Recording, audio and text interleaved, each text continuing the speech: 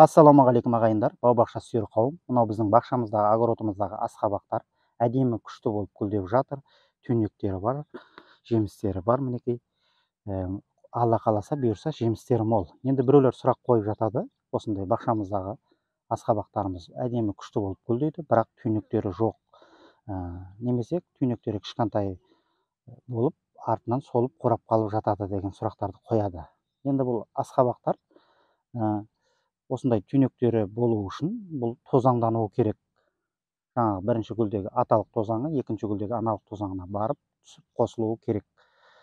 Бұл негізінен табиғи жолмен жүреді. Жаңағы әртүрлі көбелектер, ара, басқа да насекомалар бірінші гүлден екінші гүлге қонуы арқылы тозаңдануды жүргізеді. Сонда да енді асқабақтарыңыз түйнектері болмаса, енді бұны қолмен тозаңдандыруымыз керек достар. Бұл да енді сіздің асқабақтарыңыздың жеміс беруіне үлкен пайдасы тиюі мүмкін. Қолмен тозаңдандырамыз. Енді оны сіздерге көрсетіп жіберейін мен достар. Бұл да енді сіздердің асқабақтарыңыздың жеміс тиюіне пайдасы тиюі мүмкін. Сіздер жасап көріңіздер. Ол үшін енді мынандай гүлі бар сабақты алып,